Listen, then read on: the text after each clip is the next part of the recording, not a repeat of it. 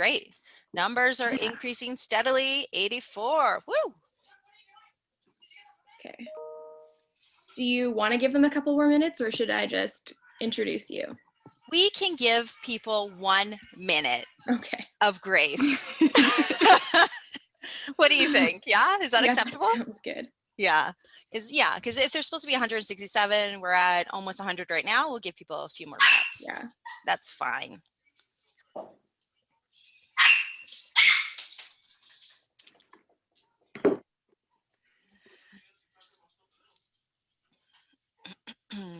Annalise, can you see, is it possible you can never see everybody all at once, hey? No, not with this many people. No, hey? I guess I should start the slideshow. I didn't do that yet, hey? Oop, and then take it off of this. Oops, that's not what I meant to do. Just kidding. There we go. All right. So we're at 125. I'm sure people will just slowly start to come in. Okay, that's good. Let's get this party started. So, hey everyone, welcome to Conference Week. My name is Kate Ritlop and I'm going to be your moderator for this session. So as you should know, this is number 16 and the session is Supporting and Affirming LGBTQ+ students. So I'd first like to thank our speakers, Dr. Alicia Lapointe and Alicia Lapointe, for taking the time out of their busy schedule to share their knowledge with us. So this session will be 40 minutes long with a 20-minute Q&A afterwards. We do ask that you turn your audio and video off for this session until the Q&A session, and then if you have a question, then you can turn it on. Yeah, so by the end of this, make sure to answer your check for understanding form, and I'll hand it over to Alicia and Annalise. All right, well, thank you all for having us. Annalise and I are here today to make your day a little more gay. So thanks, Kate, for that wonderful introduction. Just want to take a minute to recognize the historical and contemporary Indigenous folks in this geographic region. I think it's really important for us, particularly as we explore sexual and gender diversity, to revisit and revitalize traditional ways of being. For example, Two-Spirit folks, so many nations throughout this country and other countries as well. It has been celebrated, sexual and gender diversity in terms of sexual minority and gender minority has been kind of revered in various cultures, and I think it's important to understand and appreciate that moving forward.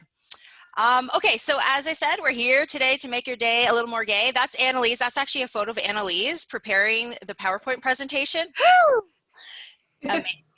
Okay. So we hope by the end of this presentation that you all are, if depends on where you're coming from and where we're all on different learning journeys. We're here to best ourselves in terms of learning more about sexual and gender diversity, in terms of better supporting and uplifting and celebrating sexual and gender minorities in and through teaching.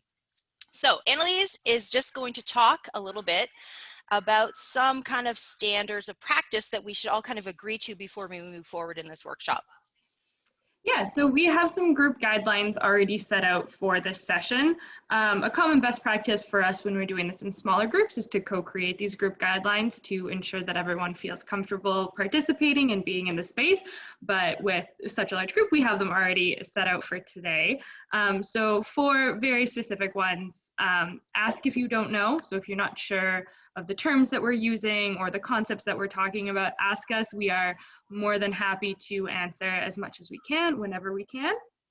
And I'd just like to interject for a second, so we'll just do a slight timeout. So because there's so many of us on this call right now, so it probably would be best not to type your questions in the chat, but maybe save them to the Q&A section of this workshop at the end. And also Annalise and I are available afterwards. We can stay on for a bit, and you can always email us too, and we can refer you to some wonderful resources if you're looking for more information on terminology and concepts and more practical kind of curricular documents that you can integrate into your teaching and learning practices.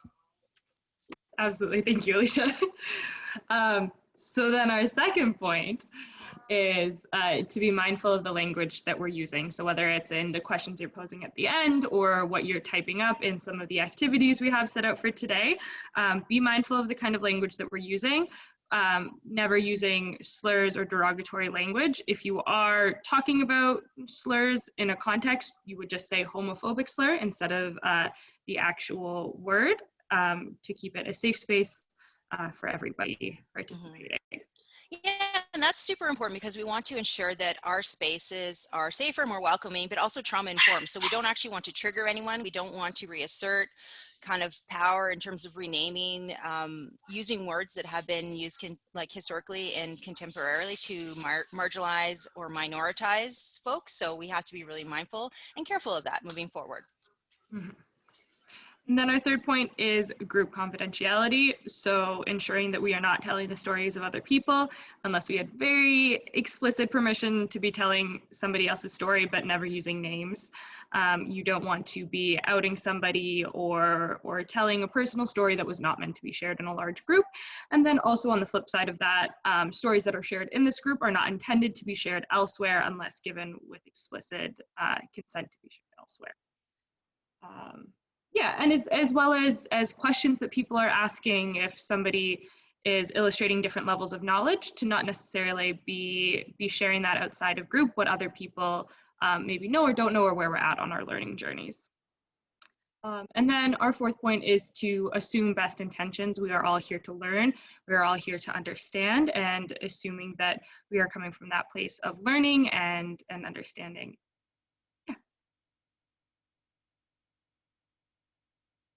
Awesome. So thanks for that awesome kind of introduction to what best practices look like, especially when you're talking about equity issues. I think it's really important that we all have a common understanding of what we want the space to look like and feel like and sound like. And it's really particularly important for a lot of lesbian, gay, bisexual, trans, two-spirit, queer questioning folks who through words, through actions are kind of targeted either, directly or implicitly. So it's really important to be aware of that moving forward. Okay, so we are going to start with our learning objective. So what we're going to earn by participating in this workshop. So we have three main learning objectives, and one of them is to identify and understand how to affirm sexual and romantic or varying sexual and romantic orientations and gender identities and expressions and ways of being. So we want to move past inclusion, and we want to move past just, tolerance and inclusion. We want to look towards affirmation, validation, and celebration, right? So we're going to be talking about a few things. We're going to be talking about language and practice and curricula, and actually how you can be supportive and affirming in all of those contexts in your teaching and learning practices. And we're going to discuss some specific teaching and learning practices that will, as I said before, kind of uplift or support LGBTQ2+ students. And we're also going to kind of explore some programs and materials and resources that you can integrate into your everyday teaching practices, so you can link it to your core curriculum. So there's great organizations locally and nationally, such as GLSEN, EGAL Canada, a variety of really great resources that actually already do this kind of work. So they actually have programs and lesson plans that you can actually just take and borrow and then actually integrate into your teaching and learning practices. Sorry, my dog is barking a lot, so I'm trying to focus here. Okay, so for the next 30 or so minutes, we are going to explore, as I said, three specific things. So how do we support and affirm lesbian, gay, bisexual, trans, two-spirit, queer questioning students in language, in practice, and in curriculum? So this workshop is going to be very, very interactive. We're not just going to sit here and pretend that we know all the things and say all the things, because you all have a wealth of understanding and of experiences, and we want to share and learn with and from each other. So we're going to use the technology of Padlet to do this first question. So what we're going to do is, Annalise, you did post the Padlet link in the chat box. So what we'd like you to do is click on the first one, and that is how we're going to share our understandings of how we can support and affirm LGBTQ+ youth through our language use as educators.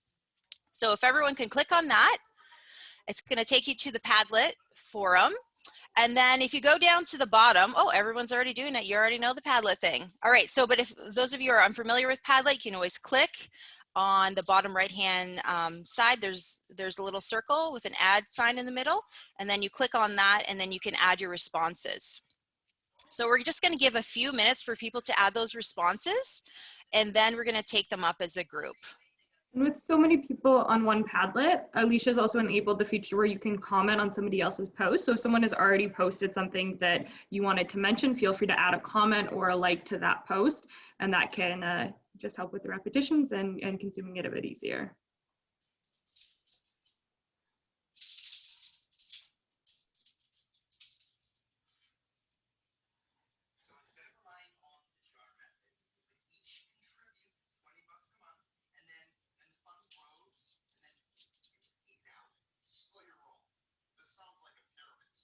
So I'm loving this so far. A lot of people are identifying the importance of, you know, understanding and using, sharing your own pronouns and actually eliciting that from students. And when you're hearing, when people are sharing their pronouns, to actually use the correct ones, I think that's great. Someone just wrote that right now, using the correct pronouns.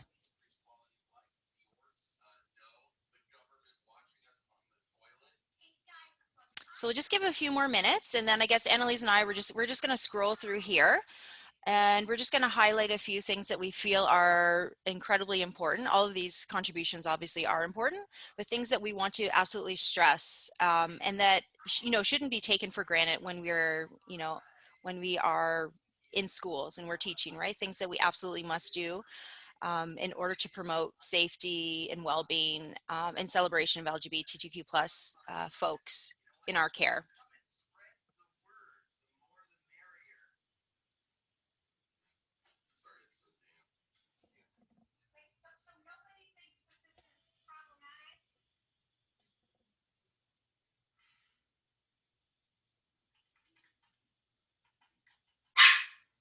So once you've had a chance to kind of add your kind of input, you could always browse through other people's answers as well and kind of see what your colleagues are sharing.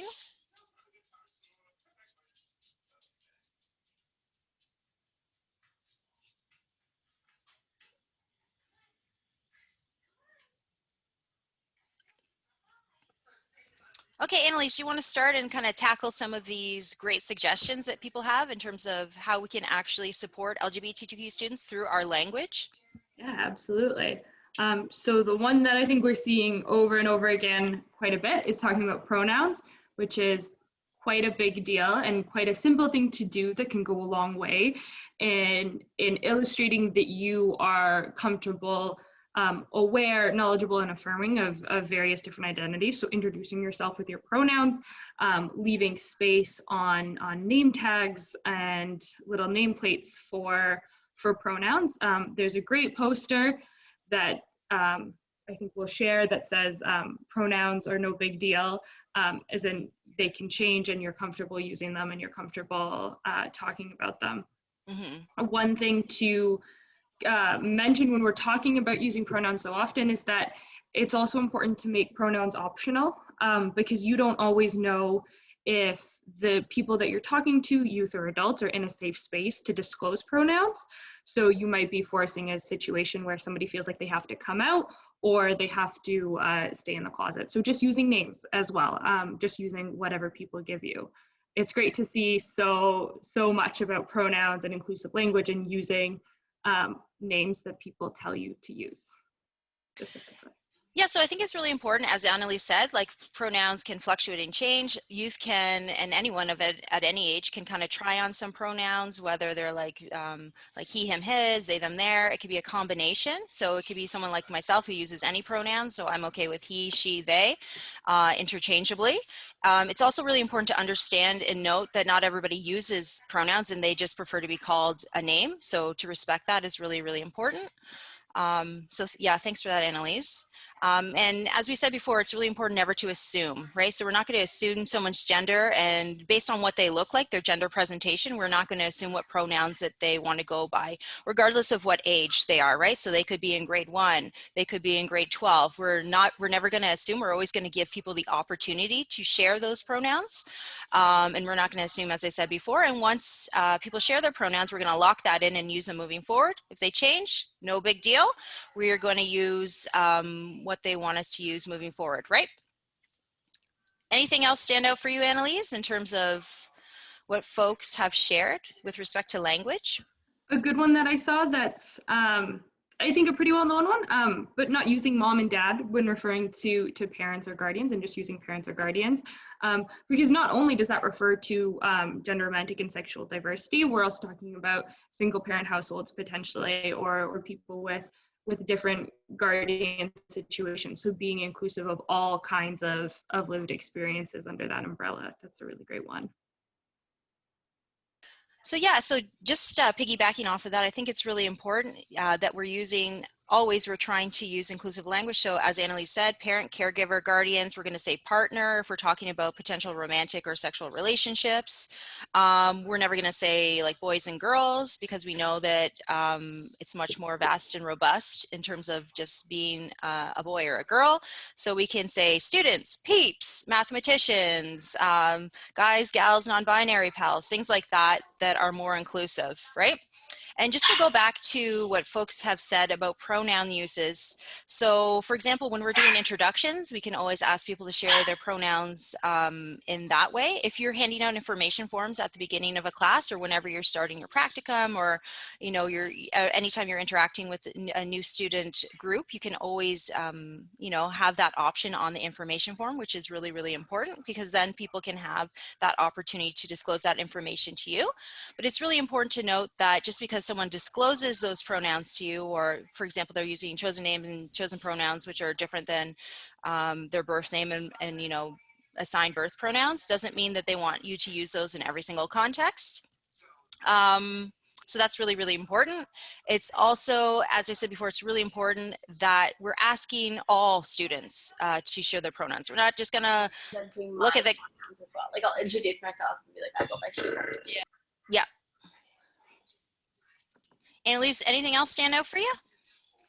And then another one that I particularly really like is to deal with offensive or derogatory language that you hear in the moment. So you might have the option to call out or call in. So calling in a student later on, or a youth or a fellow colleague, to talk to them later and educate them on what they might have said and have that conversation, but still having something to say in the moment to just stop that language, to stop what's going on, is incredibly important, because you have people all around you watching what's happening, and seeing whether you're an ally or whether this is a safe space. So that action in the moment is really important, and then what we do afterwards is also incredibly important.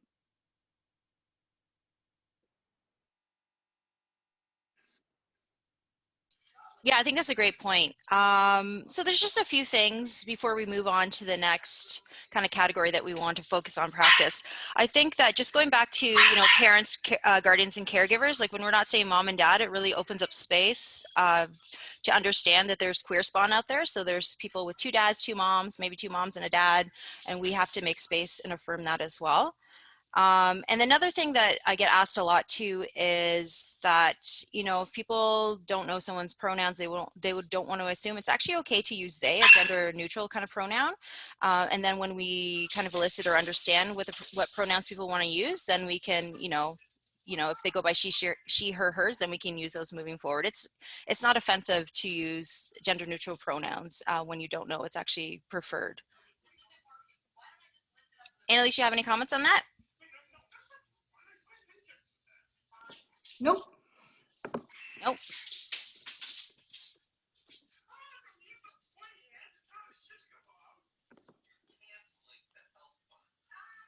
All right, so that's great. Should we move on to the next Padlet? So in the next Padlet, we are going to focus on how we can be supportive in terms of our actual practice. What are the things we can do to be more affirmative to our lesbian, gay, bisexual, trans, two-spirit, queer, questioning plus population?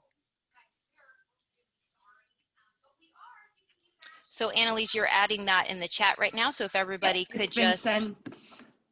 Yeah, it's been sent in the chat, and it looks like people are typing. Perfect.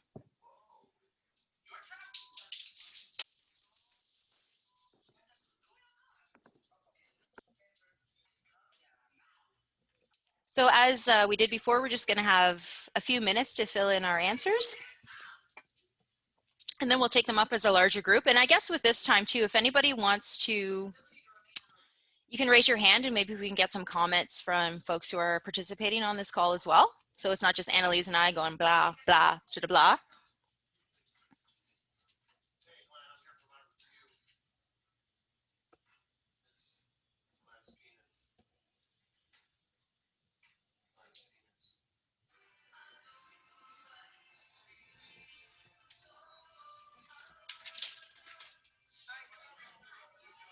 So Annalise, we have about 20 minutes, hey? Oh, yeah.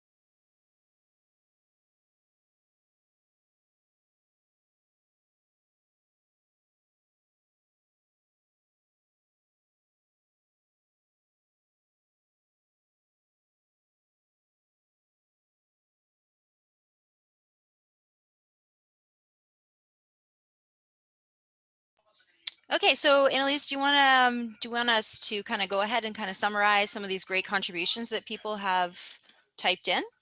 Anything stand out to you? This is a great board. I'm loving this. Mm. One thing I'm seeing a lot is GSAs and building GSAs or spaces similar to that in your schools.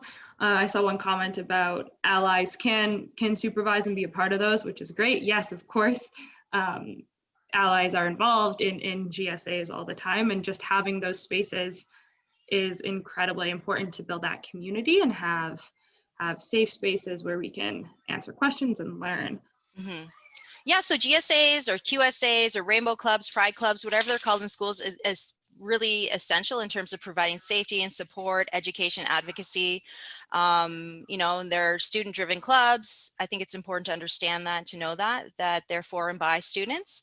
But the things that are, you know, LGBTQ2 plus kind of affirmation and knowledge, circulation, things like that really shouldn't just be restricted to the GSA. It really has to permeate every single classroom.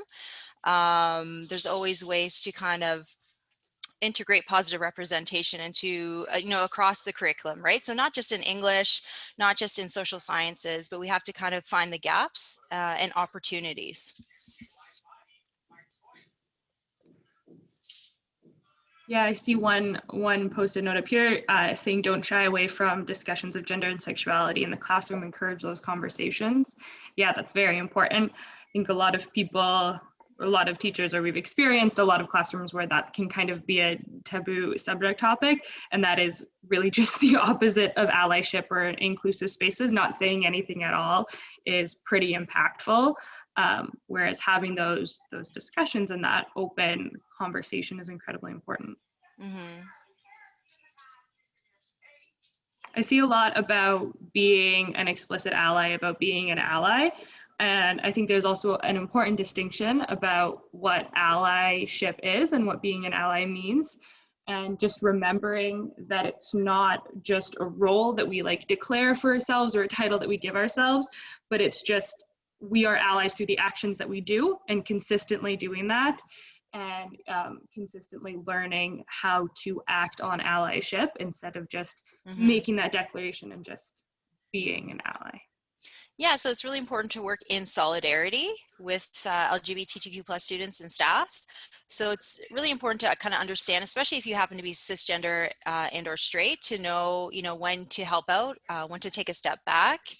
So it's really, really important to kind of do that consultation. And one of the points I really love about this is have conversations with your fellow staff members. I think that's so important because, if you're in the staff room or if you're hanging out maybe on the weekends with some teachers, you could always have these conversations about how to address some of these kind of issues. So, a lot of the time a lot of teachers have a lot of like pro-homo or positive values and beliefs, right? It's just they kind of lack comfort or confidence or competence in actually executing that in and through schooling. So it's really important to kind of network with your colleagues, engage in personal and professional development to know how to do that in a positive and impactful way. So I see that a lot of people are like putting rainbows up. So a lot of folks can make their visual space more affirming by putting positive space posters up, or the No Big Deal campaign, which Annalise talked about. Talking about how if you share your pronouns, I'm going to use that. That's really, really important. Something else that's really important is to know the policies, so to know the national, local, educational kind of policies. So what are your obligations as an educator? So, according to the Education Act, Bill 157, keeping our kids safe at school, we have a duty as Ontario certified educators to report and respond to anything that can negatively impact school climate. So examples of that would be racism and ableism and homophobia and transphobia. So we actually do have a duty to do something. So if we are uncomfortable, we don't know how to address the situation, it kind of goes back to my other point and what folks have mentioned here, is having those conversations with our fellow staff members, with our administrators, of how to move forward in kind of a positive and healthy way is really, really important.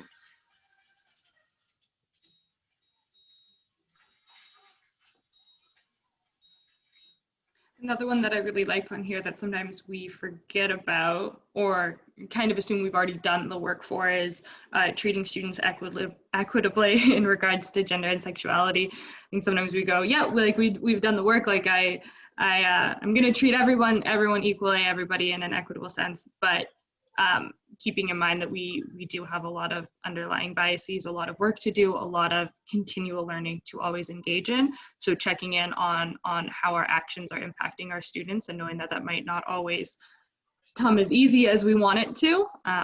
Yeah, I thought that was a good point. Mm-hmm. So anybody on the call, do you want to kind of expand on one of your contributions, or do you have anything that you'd like to share with respect to making practices more safe and affirming for LGBTQ plus students?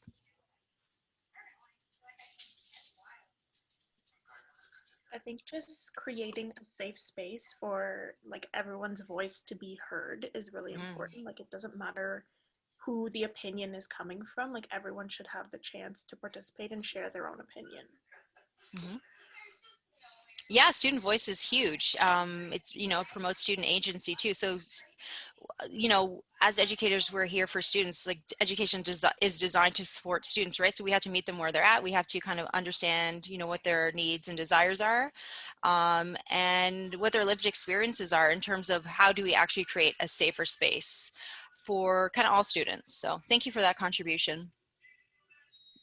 I think to also branch off of what was just said, I think it's also important that when we think about validation, acceptance, and inclusion, we as educators, we really have to make that the norm, not just an expectation in just the classroom, but when we set it as a norm and we set it early on in the school year, it sets the stage for how students should be, how they should interact with each other, as well as how they should interact with the individuals outside of the classroom. And an expectation sometimes can be understood sometimes it can get a little muddied in the sense that it's only ever really discussed within the terms of expectations in the classroom. Whereas a norm sort of sets the stage for, behaviors that transcend the classroom. And I think that's one of the other things that's really important that we do as educators. Yeah, school climate is really important. Yeah, schooling doesn't just happen, like if we're talking in 4 walls of a classroom, it doesn't just happen there. It happens on the playground, for example, if you're in elementary school. It happens in gymnasiums and washrooms. Like it happens in all school spaces, in online spaces as well, particularly now because of the pandemic, right? So thank you for that contribution. Any last thoughts with respect to practice before we move on to curriculum?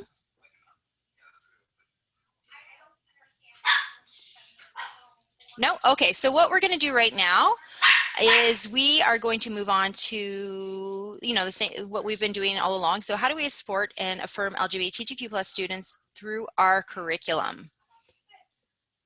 So Annalise just added that link to the Padlet, which is now in the chat. And we'll have a few minutes, as we have done in the last two, to kind of contribute.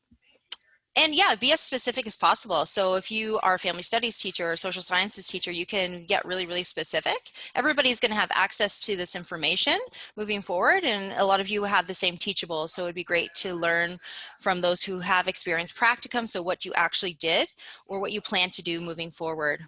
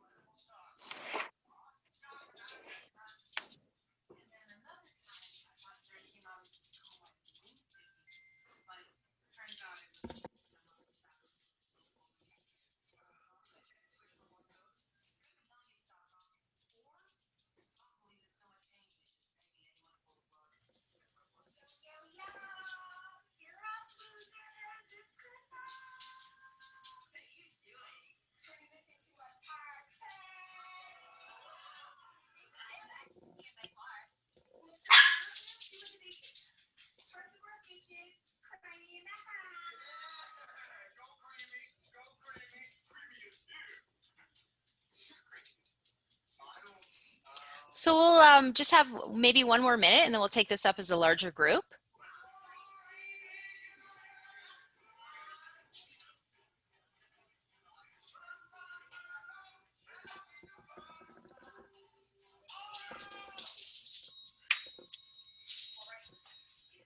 So Annalise, so we'll probably scrap the consolidation at the end and just do a quick overview of the program. Cool. Because they have that with their reflection. Yeah. Okay. Unless we have not a lot of questions and answers, and then we can go back to that. Go back to that, yeah.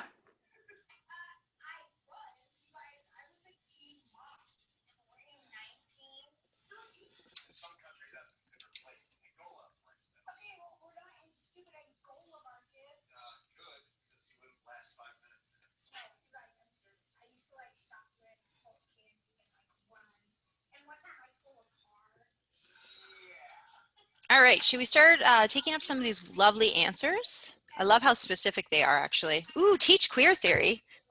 Ooh la la, that's my wheelhouse.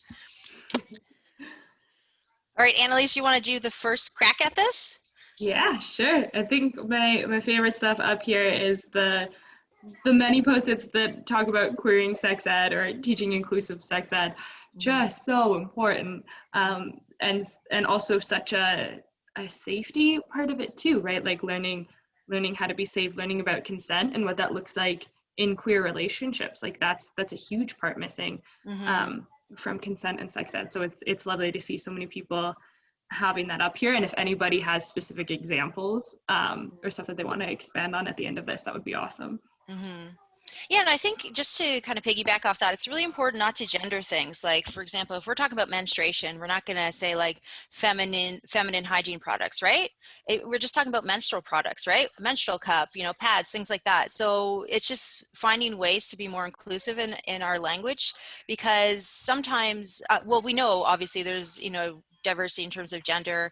People who are male can experience a period and things like that. So we just want to be inclusive in our language, not to, you know, trigger folks, right?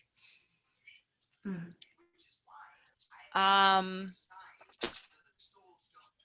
So, and yeah, what Annalise said, it's really important to think about the different facets of relationships, because often when we think of queer people, we just think, you know, a lot of the times we like sexualize queer people, but it's, you know, we have to think about like, you know, romantic connections and intimacy in different ways too, right?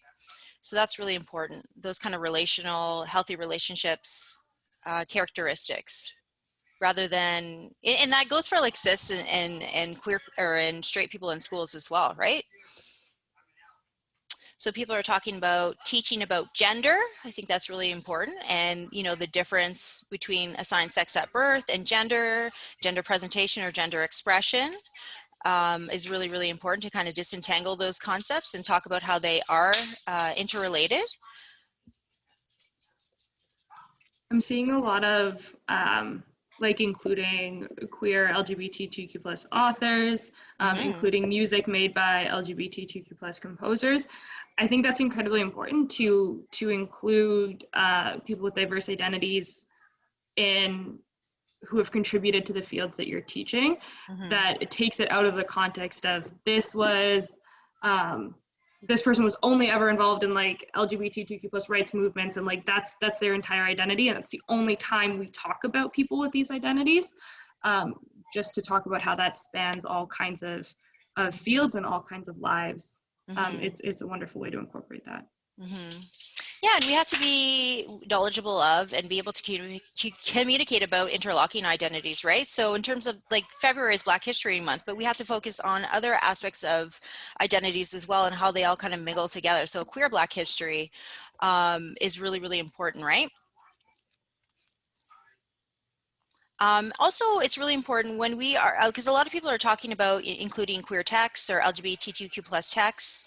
It's really important not to kind of perpetuate the same narrative. So a lot of the times people might bring in like queer or gay content, right? But it's always like the same struggle. It's like somebody struggling with coming out and like their family is rejecting them, or there's tensions with, you know, them being faithful and then being a sexual minority. But it, you know, that's one narrative, that's one story. It's so much multifaceted, and it goes back to what I said about interlocking identities and representation. So it's important to be mindful of what we're bringing in, you know, use our critical literacy skills and critical media literacy skills in particular, to see what kind of visual and textual materials we're bringing in, and what is the story, you know, what can be read from the story, and actually try to reread it from a different lens as well.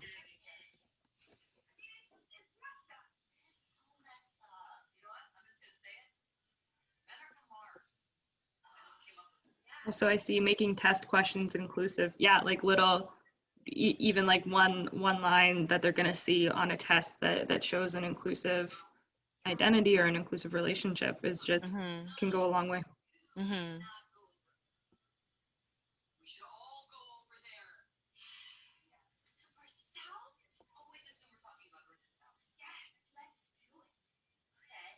Does anyone want to kind of quickly comment on one of their posts? Anybody who's participating in this call? We'd love to hear from you.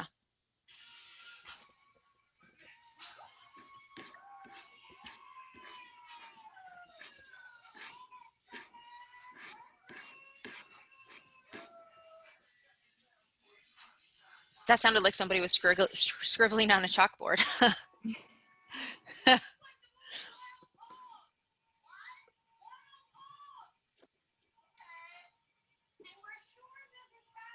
So one of my favorites here too, and it kind of goes back to what I was saying, it says, as a religion teacher, ensure to include how LGBTQ plus community is included within God's love, and how everyone is someone to be loved, not excluded. I think it's really important to think about the tenets of religion and love and dignity and find those connections.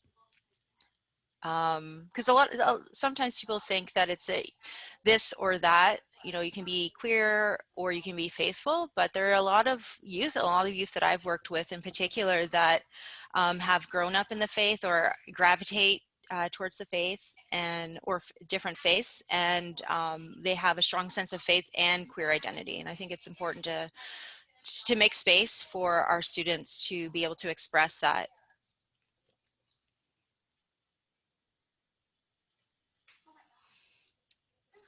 Okay, so those are lovely, lovely answers. Ooh, I love how someone said teach about intersectionality. Hell to the yeah, Kimberly Crenshaw. Okay, so we are going to move on, and what we're going to do right now, these are all lovely answers, and you have access to this information, so hopefully you can, you know, peruse it at a later date. So Annalise is going to quickly just talk about a program that we have developed, and now we kind of implement in GSAs, and it actually has been kind of integrated into subjects such as like healthy sexuality, you know, communication, things like that. So social studies, English classes as well. So Annalise is going to briefly talk about it because we do offer trainings in this program, and it's a program that you could easily draw upon and integrate into your teaching practices, as I said. Yeah, so this is the program, if you can see my video. If you can't, that's okay. So we have a manual and we have an online manual. Alicia, could you switch this slide? Yeah, I can. Oops. Or we don't have to have it. Oh no, I'll put it back on. I'll share my screen. Okay. I'll do the things I'm supposed to do. Don't worry. I got you. You just keep talking and I'll figure it out. So it's called the Healthy Relationships Program for LGBTQ+ youth. So it's adapted from the Healthy Relationships Plus program, which is an evidence-informed small group universal prevention program.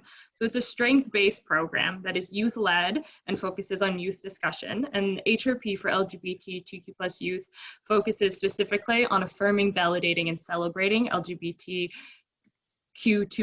identities, expressions, and experiences.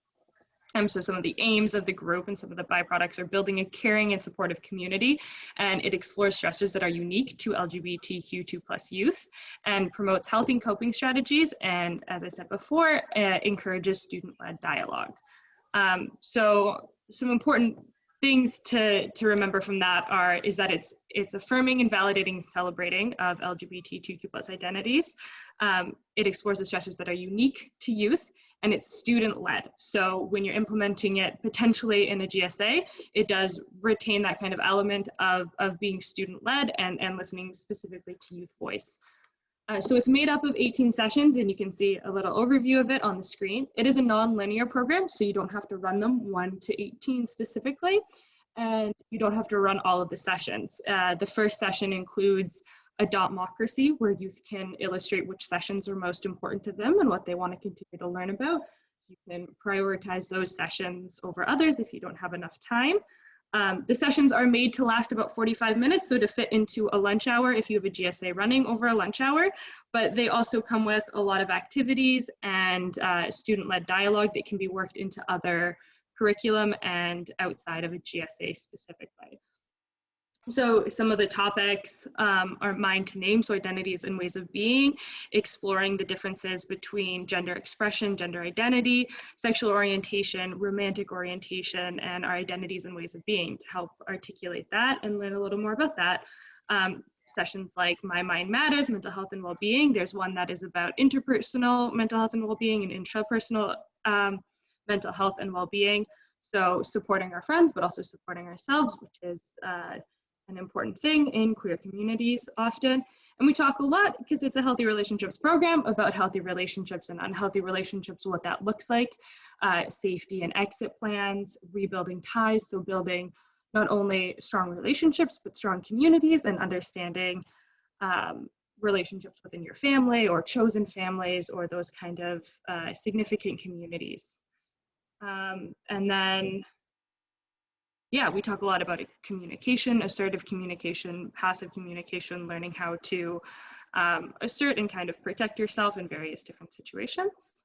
Yeah, so 18 sessions covers a lot of topics, includes a lot about identities and affirming and celebrating those identities throughout, instead of just a lot of the more difficult things that you would hear, and youth come out of it with stronger coping strategies, instead of just discussions about some of the marginalizing experiences that we have.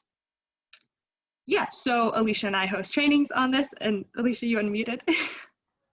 Yeah. So I was just going to say, the reason why we're bringing this up is because we are here to recruit you. We have a gay agenda here. So if you like to learn more about this training, which is a one-day training, it's a free training. If you participate in this training, you get a free program, you get a certificate of participation, and you get to hang with Annalise and I again, probably online because, the pandemic. So if you're interested in learning more about this program, we're going to send a link to our program website in the chat, and also maybe in the chat, if you'd like to throw down your email, we can contact you with more information about the program. So I think we have now 15 or so minutes for any questions. So is Kate still on the line? Do you want to help field those questions, or how would you like to proceed? Yeah, sure. So if anyone has any questions, you can type it into the chat, and then I guess you can read it out loud, like you can unmute yourself, and then we can just go from there. It also looks like there's a lot of emails coming in. I can also try to collect those for you and send them to you afterwards, if that's easier. That would be lovely, because I think we don't have access to, usually when you host a Zoom, you'll get access to the chat afterwards, but we won't have that because we're not hosts. So Okay, that would be lovely. Okay. Oh, there's a lot of people. I think someone has a question. Emily, do you want to unmute and ask your question? I'm trying to look. Sure. I was just wondering if you have any sort of like must read or must watch, like books, movies, podcasts, just resources for educators that you would say are like a good place to start, or a comprehensive look at this kind of thing. Like, Yeah, so what I would say is that it's some of the organizations, national organizations, that are leading the way. So one in particular, I know it's based out of the States, but GLSEN, the Gay, Lesbian, and Straight Education Network, they are amazing. They work with youth in particular, and there's a lot of webinars about a variety of topics, whether it has to do with, trans identities and expressions and experiences. They also, as I said before, develop a lot of curriculum that relate, or a lot of content that relates to the curriculum. So that's based out of the States, but it's very transferable. They have a free online resource. It's all about creating safer spaces for LGBTQ plus youth. Has everything to do with like formation and function of GSAs too, what to do when students come out. So I would suggest looking at big ticket organizations such as GLSEN. We'll put that in the chat box. Annalise, could you do that really quickly? In EGAL Canada, because those are our hubs that create these fabulous resources, so you don't have to like reproduce the things. So EGAL Canada has this really great resource that they put out, I think, a couple of years ago, and it's all about two-spirit ways of knowing and being in particular. So if you are looking more at understanding, the intersections of indigeneity and sexual and gender diversity, that's a lovely resource. They have documents, they also have videos. And EGAL Canada, they have this one document in particular that explores policy as it relates to gender minorities, which would be good for teachers to understand, what your obligations are. And it relates to the Ontario Human Rights Code and things like that. But there's also like just really cool like YouTubers or people who are on TikTok. I don't know, Annalise, if you have anyone in particular. There used to be people like, Ash Hardell and things like that, but I don't know who the new and upcoming queer people are. Does that answer your question? Is that That's a lot, sorry. No, that's a great place to start. Thank you. Yeah, you can always email Annalise and I. We're gonna obviously send some stuff in the chat. Like Annalise has dropped the link for the EGAL Canada website and also the GLSEN website. So I would start there for sure. There's also the 519 out of Toronto. So if you're looking to, if students are coming out to you and they're looking for an outside agency to connect with, maybe they are socially or medically transitioning, there's a lot of programs that you can connect them to outside of the school context. A lot of organizations like, the LGBT Youth Line, the London Intercommunity Health Center, if people are transitioning and want to have access to sound medical kind of advice and information, or there's like groups in particular for youth outside the school context. You know, there's GSAs in schools, but there's also, you know, GSAs in community. There's Open Closet in London in particular, Gender Journeys, you know, PFLAG, all the things.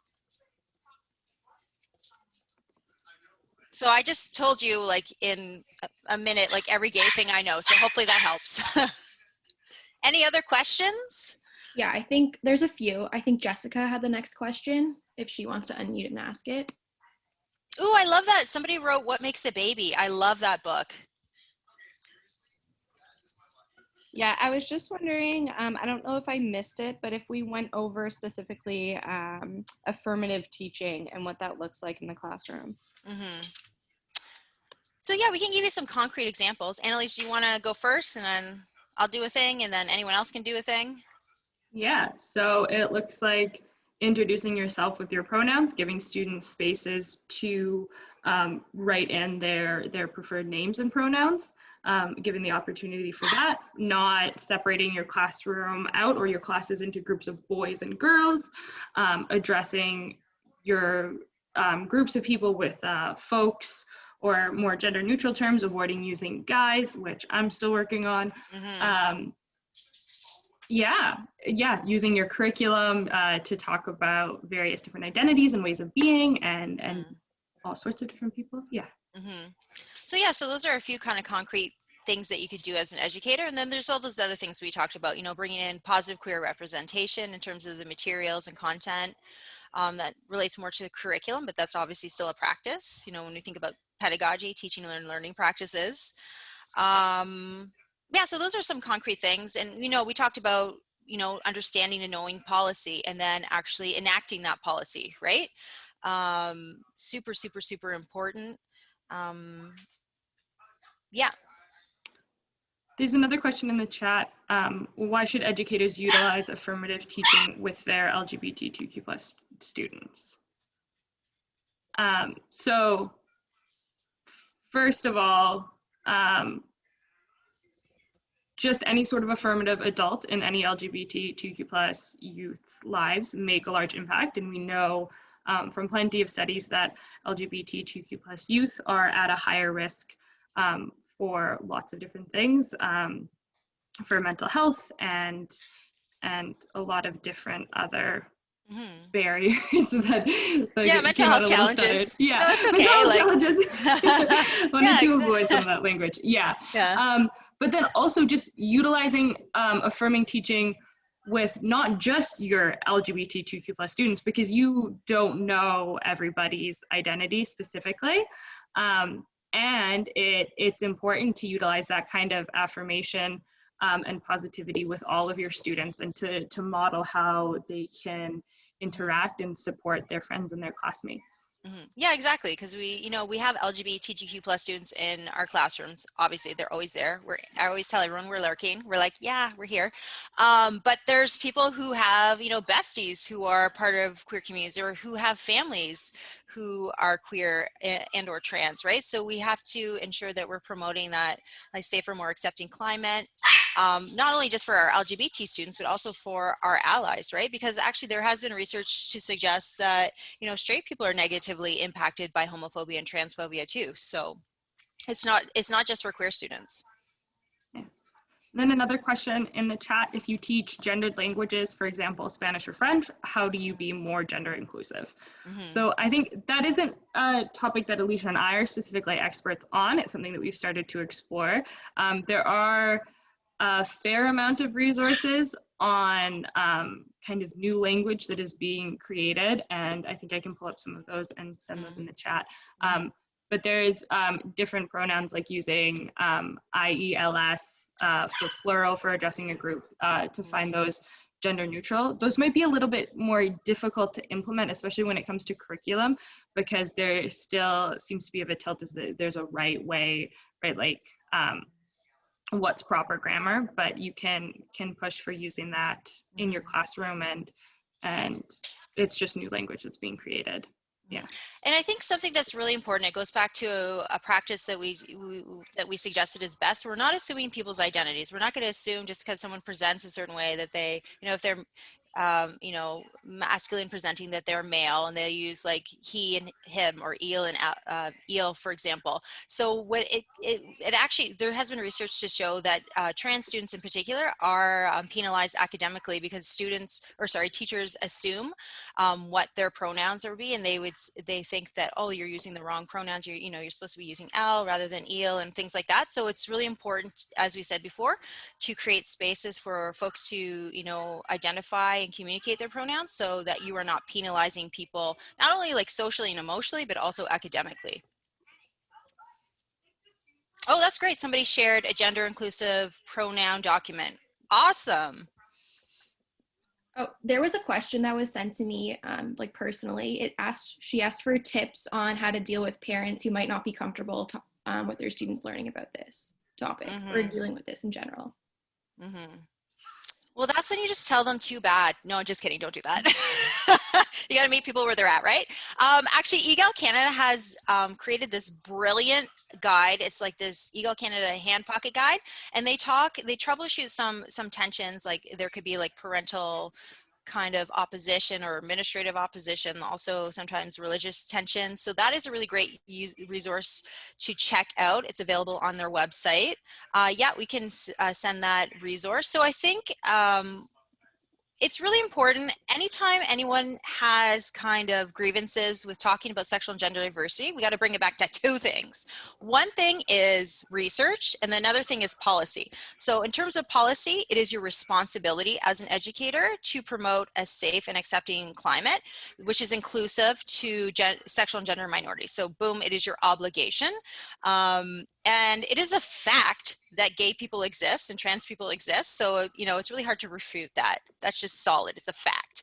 And in terms of research, so there has been organizations such as EGAL Canada that have done massive student climate surveys. They did one back in 2011. And it actually talks about the disparities in treatment and experience of lesbian, gay, bisexual, trans folks compared to their straight and cisgender colleagues. So I think it was, 62.4% of LGBTQ students felt unsafe at school. So we have to do better. So research says that we're not doing a good enough job. So we have research and policy to suggest that we should be doing better. So it is your professional obligation. So usually I like to just say that. It's not like a personal values or choice that you're like, I'm super pro-gay, it's just your obligation as an educator. There is another question in the chat. How would you go about telling your own class if you are part of the queer community? I think that's a great question. It's entirely up to you, and it's also not necessary. So I think there's sometimes a lot of pressure on individuals in the community who are in leadership roles to talk about their own personal experiences and or trauma to illustrate some of the points we're making. So it's not necessary. It's never necessary. But I think you could do it in similar ways that we talk about our own personal experiences to youth. So if you're talking about, oh God, I don't know, like driving, for example, like, oh, when I was learning to drive, and you can talk about when I was learning about my identity, when I was feeling this way, this is how I felt. And it can kind of come up in that way, or you can have a big presentation and do it in an about me section. It's really whatever you're comfortable with and whatever makes you feel safe. Yeah, I think that's a good point. And for our non-binary people on this call, or genderqueer people, sometimes, with students, like they refer to you as like, people are asked to say like Mr. or Miss. It's really important that people understand that there's gender neutral honorifics such as mix that you can use. So MX dot that you could use. That's a good way to kind of communicate to folks that, you don't use gendered kind of honorifics. Then there's, sorry, go ahead. No, go ahead. Go ahead. Oh, sorry, looks like there's like one final question. If slurs or inappropriate language arises from a student while teaching, what is the best way to correct and shut down that type of language? Ooh, that's a big one. So most important thing, Annalise, is what?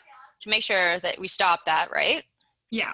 So it's really dependent on the situation and your students, right? Like knowing your situation. Sometimes you can deflect and you can use humor. Sometimes, you have to be like, that was totally inappropriate. It depends on someone's intention and the impact.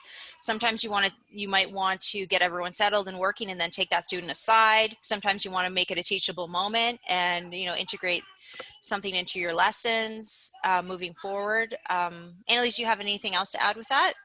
Yeah, I think an important way to kind of approach that sometimes is it does depend on the student who is using that language and what they might be going through and what works for that student.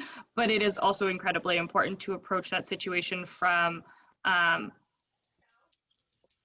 like all the people around this person are going to be incredibly affected by that and thinking about their safety. So regardless of whether you know what their identities are or not, you're thinking about the people around them and their safety. And then I think calling in is a great strategy. It also depends on the emotional energy that you have, especially if it's staff and you're calling in or calling out staff, how much energy you have left to deal with that.